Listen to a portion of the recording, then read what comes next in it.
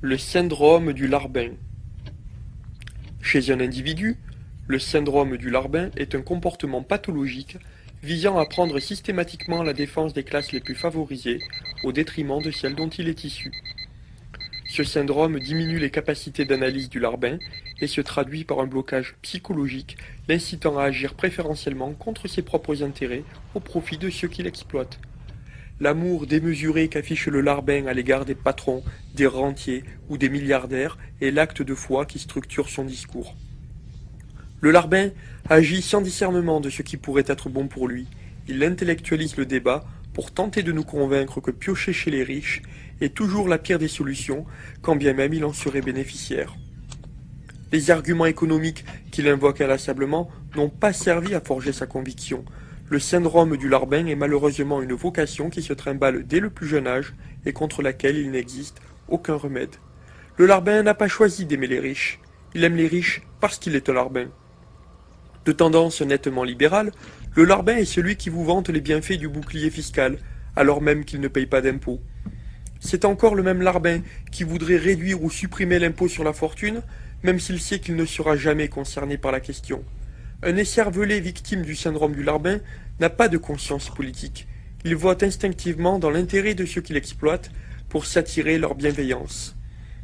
Le larbin estime que l'argent qui lui fait défaut est beaucoup plus utile dans le coffre d'un riche, qui pourra ainsi le réinvestir beaucoup plus utilement qu'il ne l'aurait lui-même dépensé. Le larbin cautionne tous les sacrifices et les plans d'austérité dont il pourrait être l'objet, comme la baisse des salaires ou encore l'augmentation de l'âge de la retraite, même si son travail ne lui convient d'aucune façon et que ses maîtres ne lui offrent aucune perspective d'améliorer sa condition.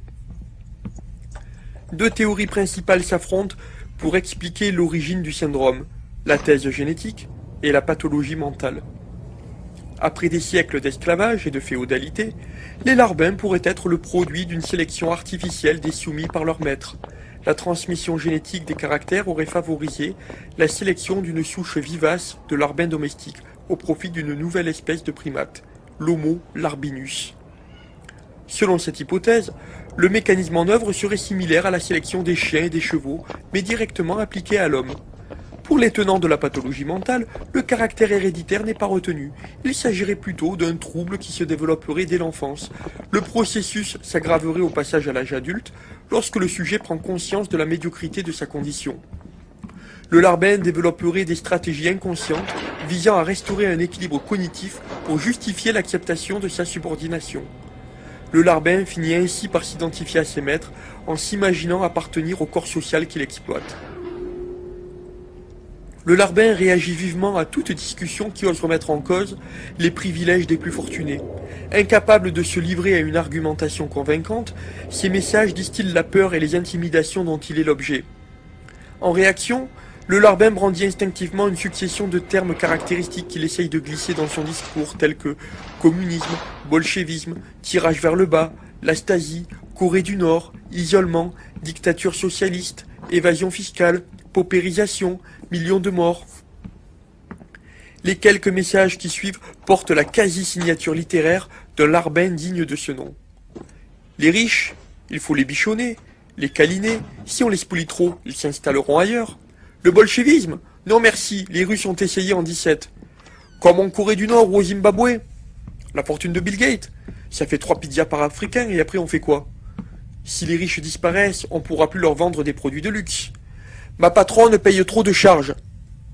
Les parachutes dorés, c'est une compensation pour dissuader de saboter davantage l'entreprise.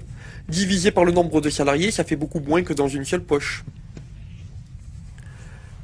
Le syndrome du larbin ne prolifère pas seulement chez les plus démunis intellectuellement, comme on pourrait le penser, il affecte une large fourchette de la population, sans corrélation apparente avec le niveau d'études. 20% de la population pense faire partie des 1% les plus riches. Les larbins sévissent en masse sur les forums d'économie dont l'étude de ces disciplines semble en aggraver les symptômes. Le paysage politique avec l'élection d'un président au service des plutocrates révèle un seuil de contamination critique dans la patrie des droits de l'homme. La situation est grave, mais peut-être pas complètement désespérée, et les symptômes ne cessent d'évoluer au fil de l'actualité.